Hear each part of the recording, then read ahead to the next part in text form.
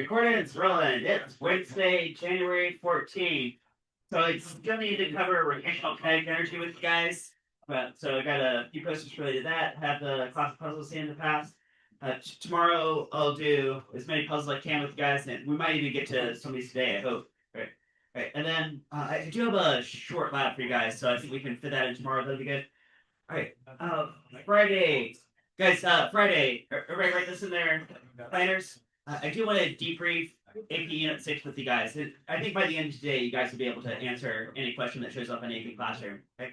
So, guys, if you do some of these tonight and some of these tomorrow, then you'll be ready for debrief on Friday. Now, guys, Friday, you guys know it's a little bit short day. I'm reasonably not going to be able to debrief every single question in class, but here's what I will do is I'll make a bonus video. It'll probably be about 15-20 minutes, and I'll upload that, and then you guys can watch that over the weekend. Okay, so whichever ones I'm not able to get to in class. All right, you guys do that? Okay. All right, and then all right, your quiz coming up. All right, so I want to get that to you guys Tuesday, Wednesday, and then move on to other things. All right, so Tuesday is each Tuesday is just gonna be 6 questions. They're gonna be 8 points apiece. Right, so on Tuesday it's gonna be on kinematic motion, like turntable physics, torque and rotational inertia. Wednesday it's gonna be on angular momentum and rotational energy. Okay, which we're kind of in the middle of covering right now. Okay. All right, so you guys get with the agenda, what we're doing? All right. Good thing. All right, so pick up about where we left off yesterday.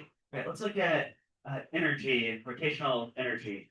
All right, so go back to big picture here. Right, we're going way, way back. Okay. All right, so here's linear motion. Here's the rotational analogs. Right, and we've done this whole page except for this very bottom line. Get this very bottom line. Right. All right, here's a little bit of review from last week or so. Right. So instead of mass represent inertia in a rotational sense, now it's some of them are squared. It's called rotational inertia, capital I. Right. And linear motion, we had Newton's second law of motion. Force results in mass times acceleration. Okay. And in rotation, we have torque, which comes from r cross f and can result in I times alpha. Yesterday, we were looking a lot at angular momentum. So linear momentum was just mass times velocity. That was helpful with collisions and collision physics. Okay. Then angular momentum, I times omega. You guys remember yesterday, I had the turntable out, the drop in the mass on the turntable and it would slow down. Right? We saw some puzzles related to that. Something like that. Angular momentum was conserved, the ice skater physics, all that. Okay. And today we're going to look at rotation from an energy perspective. Guys, everybody focus here. Right, guys, taking notes. Taking notes here. You guys know I'm going to split some puzzles with you guys. Right, so in a linear sense, like sometimes you'll see this called translational kinetic energy for linear type, right? Or, but really could just be moving in a straight line or tangential. Right? But that was 1/2 mv squared. That was last semester. Right. And now what's the energy associated with something rotating? Right. Like maybe the cylinder rolling across the page, or this ball rolling across the page, right? Or even this gyroscope could be rotating. Right? It takes some work to get any of these to spin, right? And if they're like rolling or rotating, right, how much energy is stored in them, which is the same quantity, it ends up being this right here. So 1/2 I omega squared. You guys see it? The I takes the place of the M, the omega takes the place of the V. Okay. All right. So that's okay, right? And you guys think this would also be in joules, some number of joules. Right? So I wonder what are some applications of that. Right? And I'm going to build up to that, and we'll do some of those today. Okay. All right, so up here. All right, how about this? So maybe have a turntable. You guys remember yesterday? Example of a turntable. You wrap a string around the turntable, and you start pulling with the tension, right? And it starts speeding up spinning because there's a torque. I see this R. Well, here, this R across with this F, or this R across with this F. Okay, 90 degrees. Right, you're pulling. All right. Right, so it'd be spinning up, spinning, and I think if I'm pulling the string with some tension for some distance, that would be some work, wouldn't it? Do some work. Force times distance. That was work last semester, wasn't it? Force times distance. Right. Well, here's a different perspective on work, and I've got a little derivation here. So I start from what you classically know from last semester. Work is force times distance. I know that. Okay. But guys, the distance that this moves, and the distance I'm talking about can be maybe this outer perimeter right here. Right. How far does this point on the circumference move? That could be this d, couldn't it? Right. Well, do you guys remember?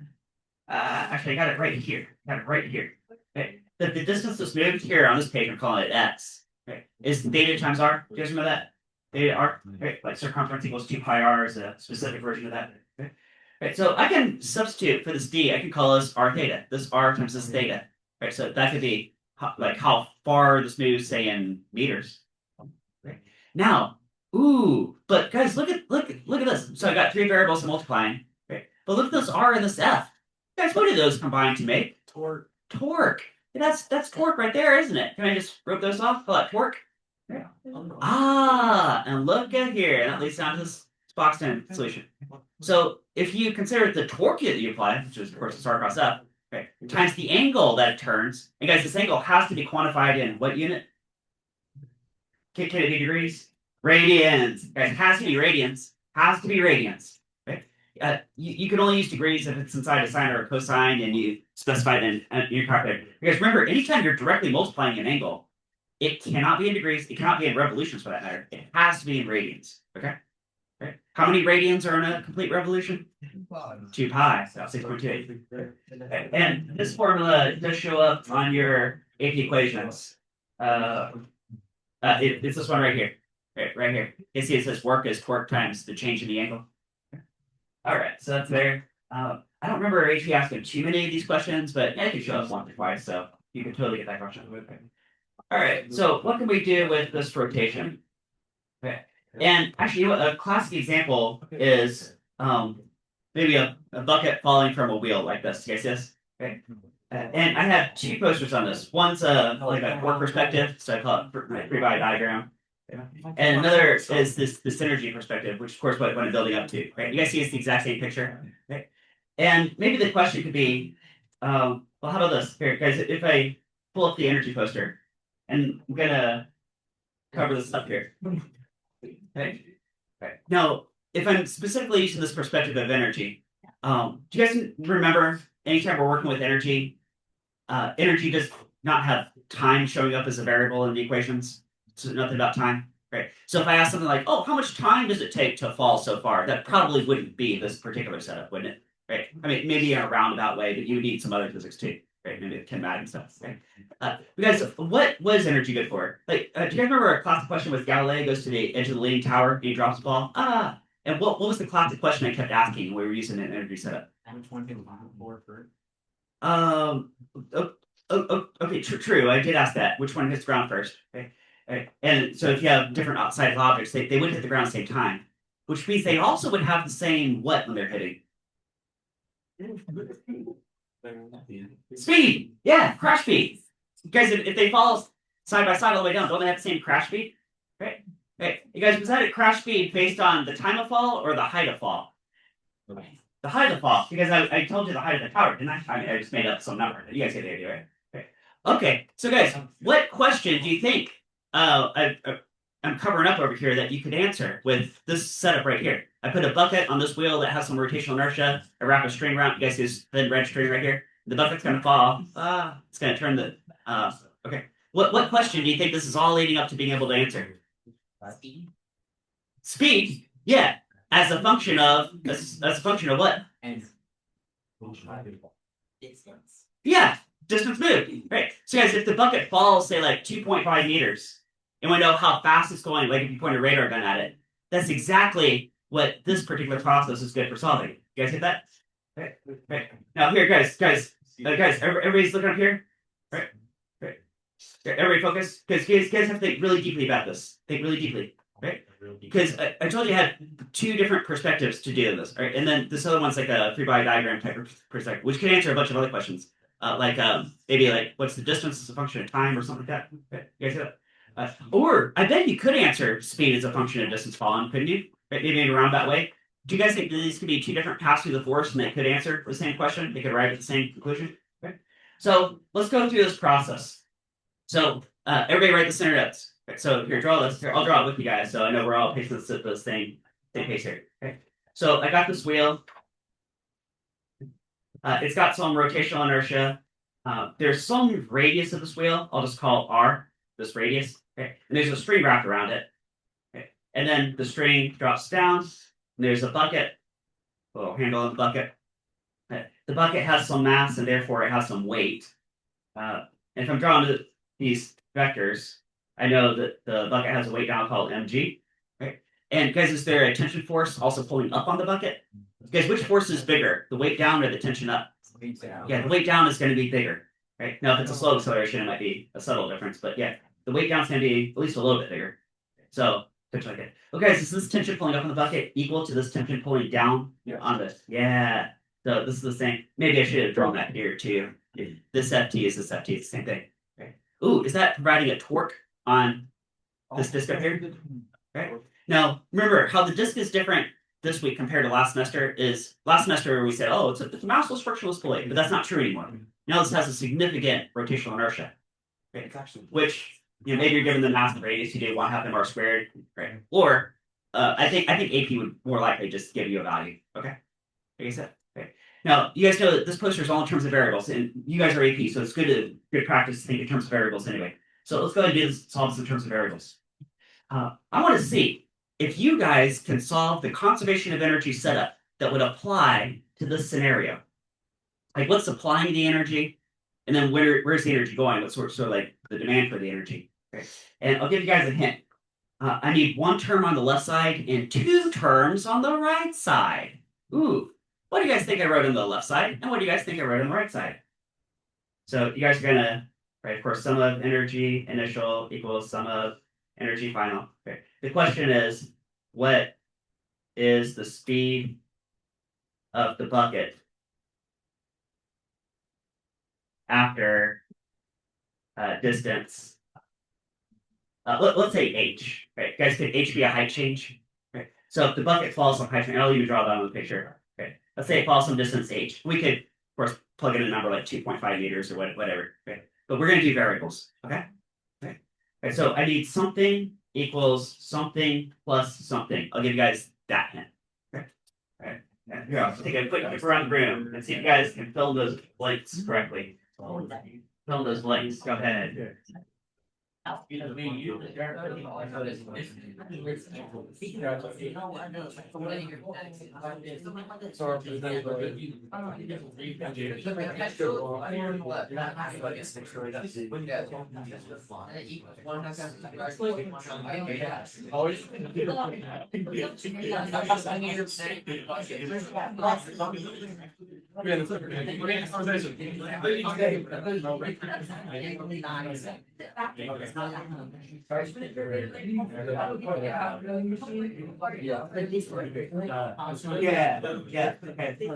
Daniel got it. We got it. Okay. See, I don't want to miss somebody. I know sometimes I might miss you guys. Anybody else think they got it? I mean, yeah, they got it. Justin got it. Logan got it. All right. Bunch of guys are getting this. Yeah. Okay. So what you guys said is that the fact that the bucket can't fall means it has what type of energy? Potential energy, gravitational potential, MGH. Okay. And after it has fallen some height, does it have a linear speed itself? Yeah, and that's 1/2 mv squared. Guys, which m is this? Is this the mass of the bucket or the disk? Bucket. Yeah. So this and this, so it matches. Okay. Right. But also, isn't it causing this disk to rotate? And some of the energy has to go to make that disk rotate. That's called 1/2 I omega squared, isn't it? Ah, you guys see that? Yeah. Okay. So what next? Let's say maybe I give you the mass of the bucket, the gravity field, the height change. We're solving for this v, isn't that true? Solving for this v. Okay. But guys, is this v and this omega? Are they independent of each other? Or are they kind of connected in some way? Are they related to each other? How? What's the connection? Guys, if the bucket's falling really fast, isn't the string being pulled really fast? Yeah. And does that have was that gonna make this just spin faster? Yeah. Can you guys do a substitution? Let's I guess the question is what's the speed of the bucket? We are solving for v. Can you substitute out omega in terms of v? Can you guys do that? How do you substitute omega in terms of v? How do we substitute? V over r. Can you just divide this r down? V over r. You guys get that? V over r. Right. So that'll be the next step. There we go. All right. Okay. And speed squared. So n squared it. Okay. Okay. Right. And then, guys, the rest of this is a few other steps. So, guys, think ahead. Big picture. You did so much algebra at this point. You guys see the big picture of this. You guys got two terms on the right side. They both have the v squared. Could I factor out the v squared? Right, and I have everything else that's two terms added together. And then can I divide that down? And when after I divide that down, I'm gonna have b squared over here. And so the last step is to take the what? Square root. Okay. So yeah, so there's I skipped about 2 or 3 algebra steps going from here to here, but somebody should be able I to think do. I better know. Okay. Okay. All right, guys, yeah. Yeah, I'm just doing big picture in terms of variables here because that's what I want you guys to see. Because now if I throw numbers at you guys like, oh, the mouse in the bucket, so many kilograms, right? Which we will do later, but I'm setting something up. Okay, there's a reason I'm doing it this way. Okay. All right. All right. You guys got that? No. You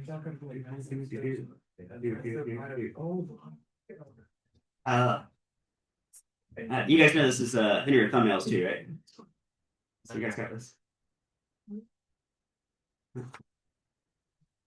Actually, this does look familiar. Wait a minute. Where have you guys seen this type picture before? Where have I seen that?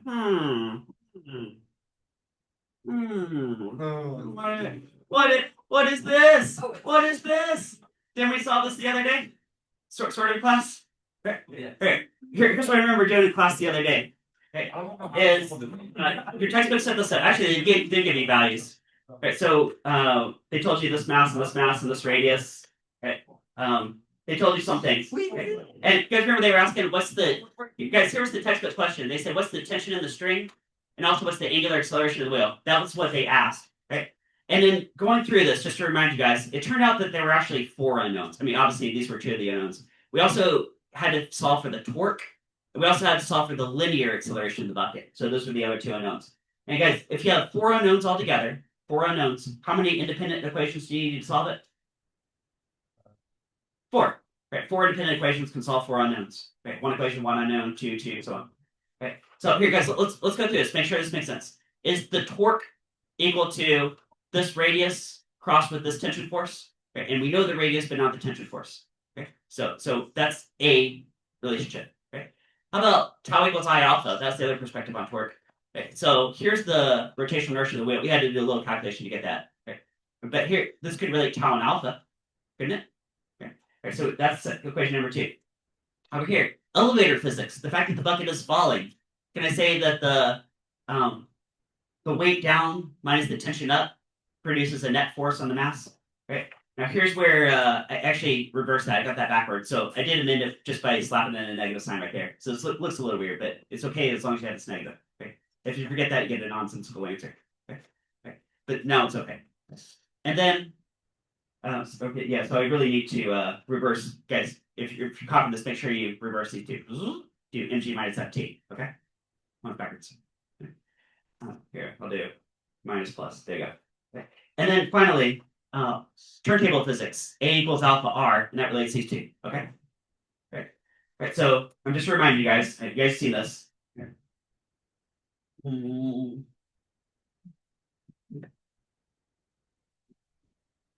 I will give a Hershey's chocolate bar to the next student who can tell me the answer to this question. Did anybody actually go home and solve this? Anybody solve this? It was just a lock-in. Anybody like Hershey's involvement? I love Hershey's. No. Going once, going twice.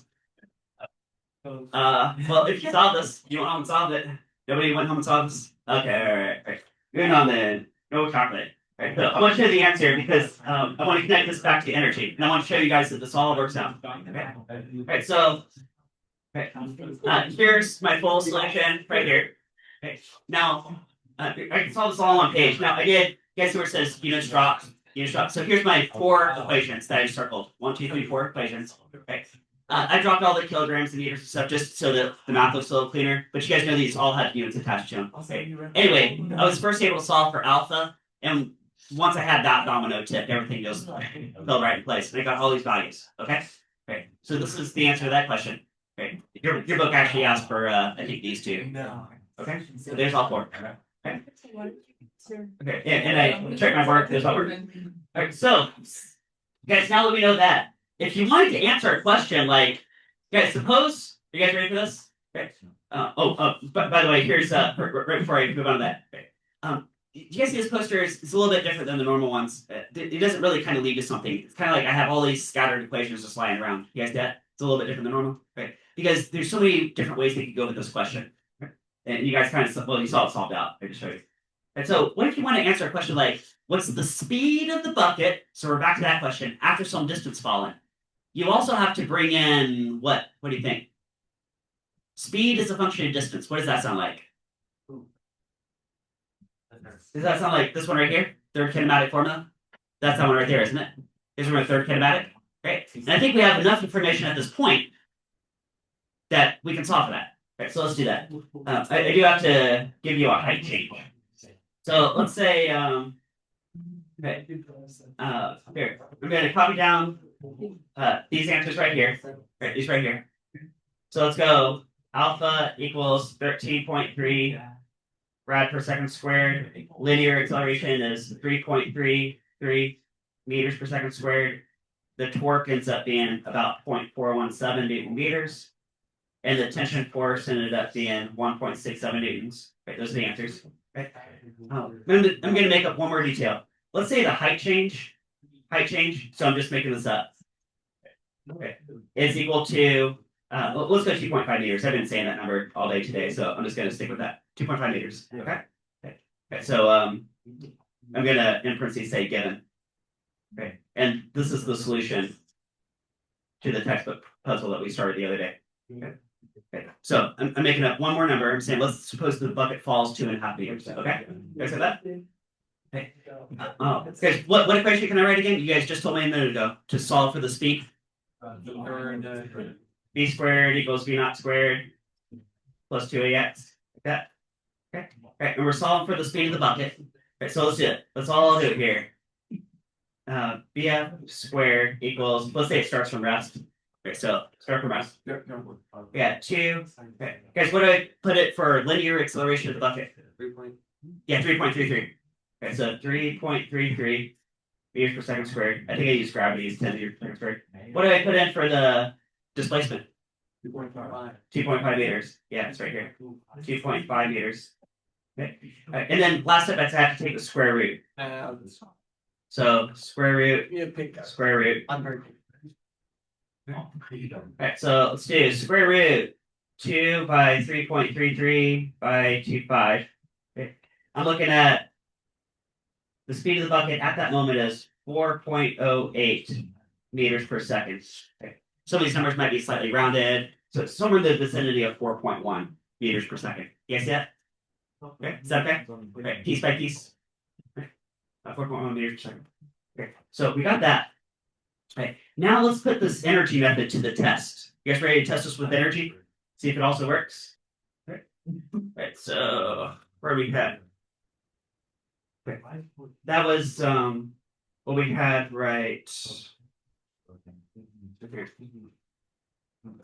here. Okay. Now, okay, so we walked through this in terms of variables. I bet if we plug all the given values into here, including the 2.5 meters I just made up for H, okay, I bet we get the exact same answer. You guys think? Okay, let's see if this actually works. All right, moment of truth right here. Okay. So go dot dot dot. I'm gonna say V equals. Okay, see, guess I'll just drop this. 2 mass gravity height over the mass of the bucket plus the rotational inertia of the wheel over its radius squared. Okay. Okay, so this has already been worked out in terms of variables. It's already been solved. Okay, but we went through the solution, like where it comes from, step by step. Okay, now let's pop in the numbers. Let's see. Equals square root 2. Okay, the mass of the bucket.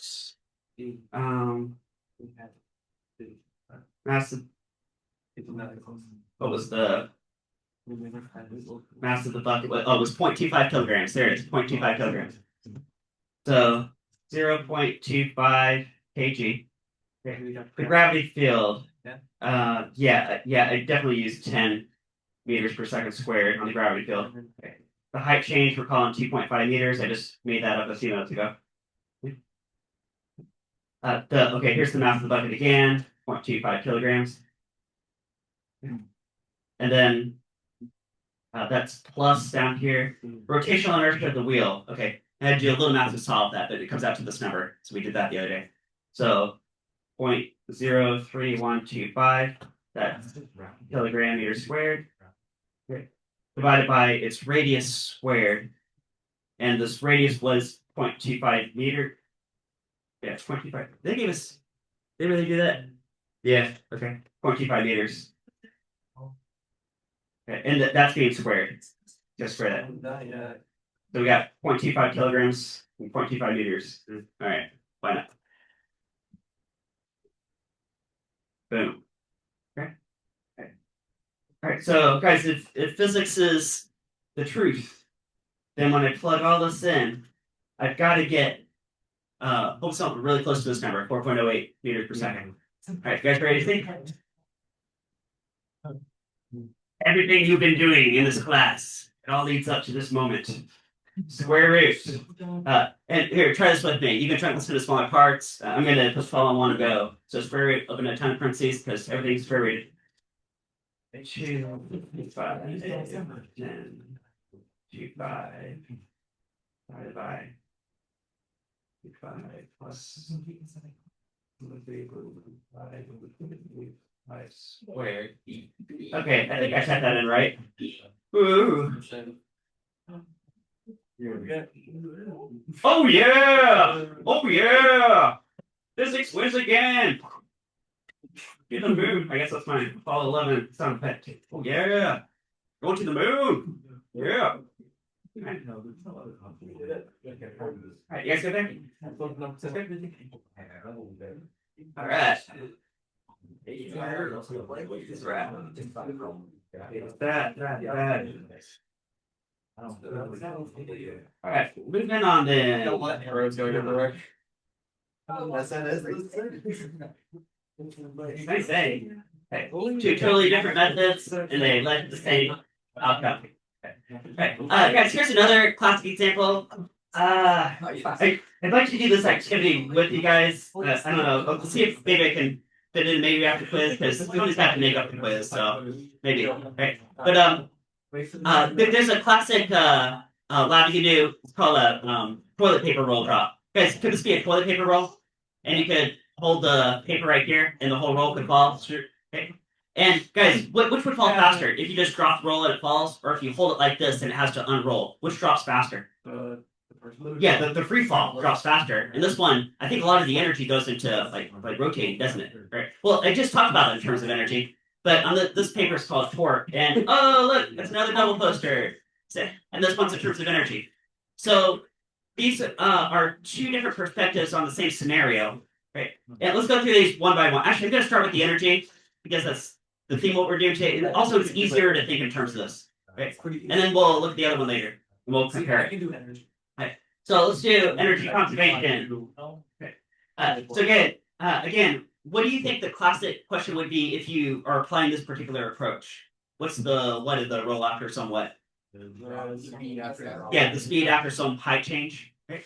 So conservation of energy. What do you think is the initial energy in the system right here? NGH.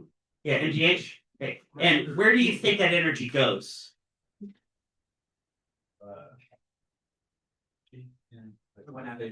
Yeah, linear kinetic and also rotational kinetic. If you point a radar gun at this toilet paper roll, that's going to give you a linear speed, like a translational speed. Okay. And the energy associated with that is 1/2 mv squared. Right. But also at the same time, whole thing's rotating. There's some 1/2 I omega squared. Ooh, you have to consider that too. Okay. All right. Next step. Guys, now if this is a solid cylinder, and for the toilet paper roll, if you ignore the hole in the middle, it's a common simplification to treat this as a solid cylinder. Right. It's a little different, not too much. Okay. Then do you guys remember the I is like 1/2 mr squared? Right. You guys, this m and this m, is that the mass of the toilet paper roll? Yeah, actually, there's only one kind of significant mass object here, right? That's the roll, right?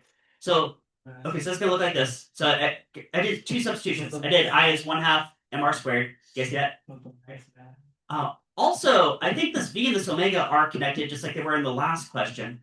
So I need to sub out one in terms of the other, and let's say I sub out the omega in terms of the v. Right, that can be v over r. Yeah, that's being squared here. Is that okay?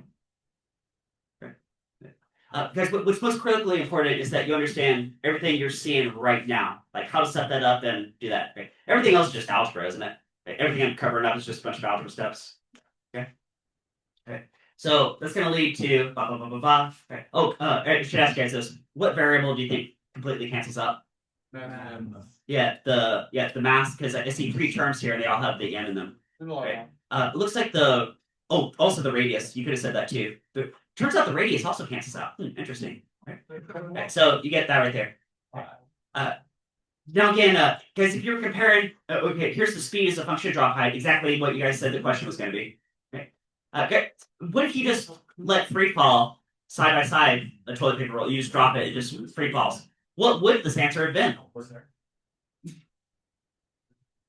you guys remember the Galileo question? Square root 2gh. Do you guys remember square root 2gh? Keeps showing up over and over and over.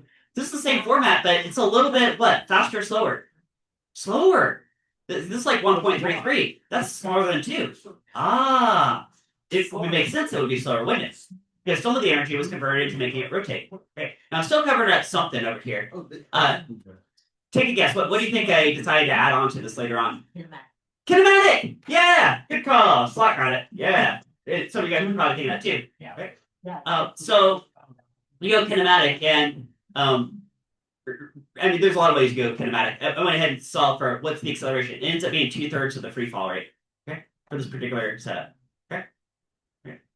All right. Now, hold on to this idea, because I want to switch perspective and do the same question, but from a different point of view. Let's do this from a torque point of view. Now, this one I think is more difficult to think in terms of, but maybe you could more directly address a different kind of question. Actually, because the more direct question it could address is the acceleration, which we solved this way from energy and kinematic. We combined that and got the acceleration. Okay. But what if you wanted to shoot straight for acceleration? Okay. We're going to set up a torque equation. Okay. So the torque on this thing, how do I do this? There's a couple ways you could think of torque. Relative to the center, it's this far across this tension, but relative to this edge point, it's this far across with this weight. Do you guys see that would be different? You guys see that the tension and the weight are actually different values? Okay. So let's do this. Guys, let's treat this point as the pivot point going forward. Okay? This point's the pivot point, quote unquote pivot point. See it? Okay. And if that's true, isn't R cross mg the torque? Is that the torque? So to take place this torque, that could be R cross mg. Okay. Right. Now there's something. All right. Now here's where it gets tricky, guys. Here's the tricky step. Everybody look here. And I put this in purple, so it really stands out. Okay. Do you guys remember something called parallel axis theorem? Please, I'm gonna go way back. Here. Okay. So this roll could have rotational inertia 1/2 mr squared. That's what we just used for the energy setup. Okay. But when you do a torque perspective, you say, well, I'm actually going to consider this point on the edge as the pivot point for torque. Okay. You have to consider this offset distance. Okay. And I have to bring in parallel axis theorem. You guys remember like a ball rolling across the floor is actually rotating about this point down here? Okay. So I have to parallel axis. You guys remember that? Okay. So the rotational inertia of this toilet paper roll is not as if it's rotating about the center, because it isn't. It's actually rotating about this edge point. Or at least that's how I set this up from this torque. Okay? Right, I said. Yeah. Right. And then see, guys, if my goal is to solve for the linear acceleration, what should I substitute for this alpha right here? A over R. Yeah, A over R. So I did that right here. Okay. In brackets, I combine these bits. Okay, and then the left side is just RMG. Okay. Guys, what variable cancels out those sides?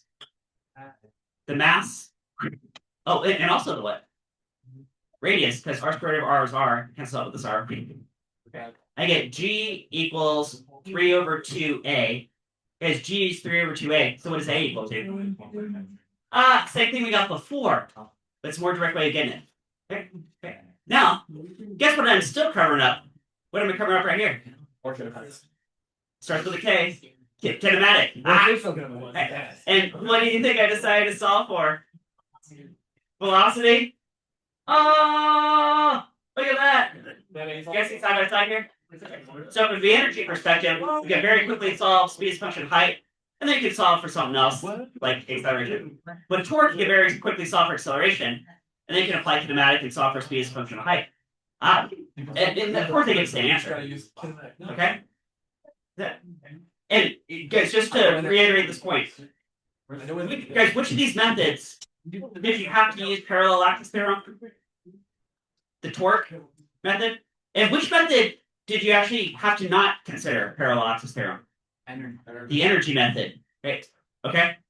It's a weird detail, but here I'll leave that with you guys. Okay. All right. You guys do that. All right. All right.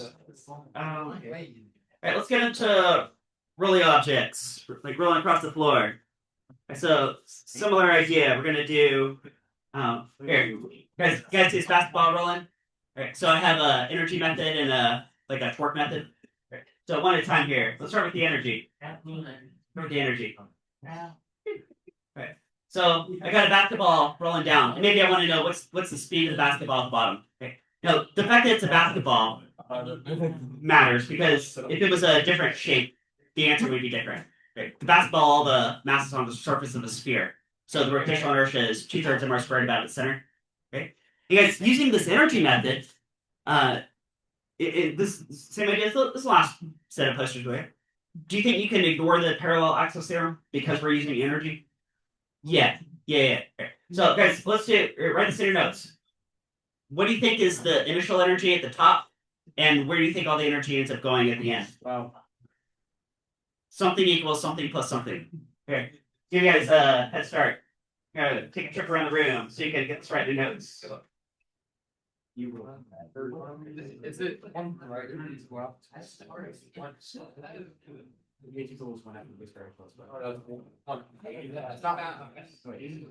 Yeah. Okay. Alright, so seeing I think part of you guys are setting this up correctly. So what you're saying is that the basketball starts off with all gravitational potential energy, call it MGH. And by the time it rolls to the end, well, it'll have a linear speed, hence a translational kinetic energy, but it'll also be rolling. And some of the energy goes into making it rotate. It's like that. Now guys, is this the mass of the basketball? And is that mass also embedded in this eye? So these are related to each other. So I think I'm going to substitute. Guys, what do you think I'm going to substitute in terms of this eye? 2/3 m r. 2/3 m r squared? Okay. And since it's energy method, I can ignore the parallel axis theorem. Okay. Oh, hey guys, is this V related to this omega? The V is how fast the center of the mass of the basketball is moving. The omega is how fast it's rotating. Yeah. How are those related? Omega equals what? V over R. V over R. Aha. Right. There, double substitution right there. Boom, boom. Okay. I did one more detail. Guys, there's a little trigonometry here. Guys, is this H equal to this L times sine of this angle theta here? Right? You don't technically need that for this if you're given height. But if you're given L and theta, then that would be a helpful step right there. Okay? Is that? Alright, let's go over the finish here. Alright, so the linear speed of the basketball, if you point a radar gun at it, or for the speed game, it's going to read this fast. Now, guys, suppose I replace the basketball with a different type of ball, like a solid ball like this one, or even with a cylinder that could roll down like this. What do you think would change in the answer? Do you think the square root would still be a square root? Yeah. Do you think the G and H would still be under there? Yeah. Do you think the 6 would be a different number? Yeah, this would be a different number for different early objects. You guys got that? Alright, let's look at a different method of the same object, same basketball. Okay, well, let's do a torque method. Here, I'll just show you guys the whole thing, but we'll do it step by step. Okay. So, torque, now I have to consider free body diagram. Well, actually, guys, it's more of a force diagram type of diagram. Because, guys, these vectors are acting at different locations on the ball. Do you guys notice this friction is acting at the surface, but the weight's to the center? Oh, guys, ready for a tricky question? What if there was no friction at all? What if we got rid of the friction? Would this basketball even roll? No, it would not. It wouldn't even roll. Yeah. So you need the friction to induce rolling. A lot of times you'll see a phrase like rolls without slipping. Okay, so there's some static friction. Okay. So we got that. And I'm going to do torque equals I times alpha. Now, there's a few ways to think about the torque. You can do mg sine theta. I don't think that's much class time, so I'll let you guys think about why that would be. Okay, and then got I the basketball and this A over R. Okay. Now, the tricky thing here is, oh, what is this? Oh, wait, guys, do I have a typo? Why did you do 5/3? Why is that 5/3? I thought the basketball was 2/3 m r squared. Why did I write 5/3? Parallel axis theorem. Parallel axis. Ah, okay. So if you go through torque, you have to consider parallel axis. Okay. Right, guys, yeah. Never want to. All right. Anyway, there's it's an algebra. Do you guys see it comes out with the same solution? Same solution. Right, you guys good? All right. Let's do your rolling object. I have lots of posters for different rolling objects. Here's a bowling ball. Right, here's a ring. Wow. Like that. Okay, I'm just showing you the energy. Okay. And finally, let's do. Do you guys notice on every single one of these, does the mass of the object end up canceling out? Yeah. Does the radial size of the object end up canceling out? Yeah. Right. So, guys, what if I have two solid cylinders? Could these both be solid cylinders, basically? Right. And I roll these down side by side. They have completely different masses and completely different radii. Which one's going to reach the bottom first? Same time. They're going to tie because they're both the same basic shape. Yeah. Right. But what if we set up ourselves a roll race? Roll race. We got different type objects all rolling. Different objects. You don't even know where. Okay. So, guys, here's the context here. There's one lane that's frictionless with an air hockey puck. Guys, is the air hockey puck gonna beat all these rolling objects, or is it gonna lose to all the objects? Yeah, it's gonna win. So the air hockey puck wins every time. Okay? In fact, here, guys, what do you think based on this height? Guys, suppose this height right here is like so many meters. Okay. What do you think is the speed of the air hockey puck on the again, frictionless surface? I got one frictionless lane. What's the speed at the bottom? Square root 2gh, it turns out. Okay, square root 2gh. So square root 2gh. Guys, what if this angle is like 1 degree from the guys? What if this angle is like 1 degree from the horizontal and this is like a mile long? What's the speed of the air hockey puck at the bottom? Square root 2gh. Right? Okay. So what about these rolling objects? What rank order are they going to finish in? Huh? Well, okay, guys, they are in terms. Do you guys see these are all ordered in terms of rotational inertia? Right? Like the bowling ball has its mass distributed closest to its center of mass.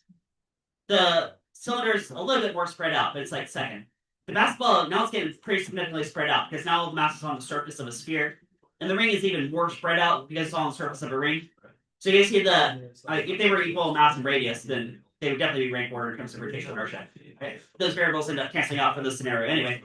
Okay? So, guys, which I guess I would think of it this way. There's a few ways to think about it. One way to think about it is whichever object, guys, whichever object has its mass most spread out from the center, a higher proportion of the energy is going into making it rotate. You guys get that?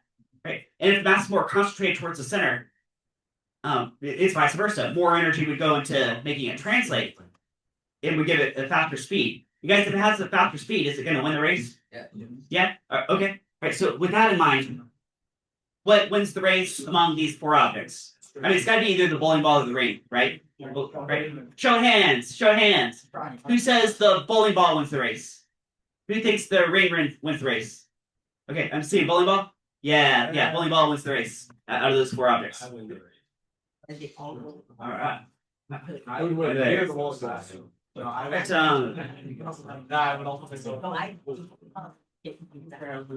right. Let's do Okay. Here, guys. Let's at least set up one of these. You guys look at C number 5 right here. C number 5. Okay. I'm going to get my own question for this scenario because we got 2 minutes. Let's just set this up at least. Okay. So I have an M1 here, edge of a table. I got a axle here. Okay. Let's give this some rotational inertia I. Okay. And let's do mass Q right here. Okay. Right. And let's say this follows some height h. Call it h. An h drop. You see that height drop? Okay. Maybe here's the floor down here. Look at that. And let's say there's no friction. No friction. With table. There's no friction with the table or the axle of this wheel, right? But there is static friction between the string and the disc, or the pulley, I should say. Okay, so the string will turn the pulley. Okay, the string will turn the pulley, and before the bell rings, let's set up a conservation of energy to describe the setup. Yeah. All right, guys, what do you think I should put on the left side? M2GH. Yeah, M2GH. Okay. And on the right side, let's say the block hasn't quite hit the ground yet. It's just above ground level. Okay. What should I put on the right side? Yeah, 1/2 M2G squared plus. Isn't M1 also being dragged along? 1/2 M1G squared. Is that the same speed? Okay. Plus what else am I forgetting? 1/2 I omega squared. Aha. Okay. Okay.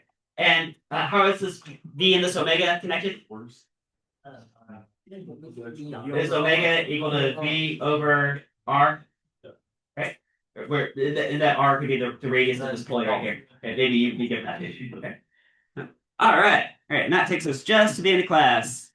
So tomorrow we'll solve puzzles.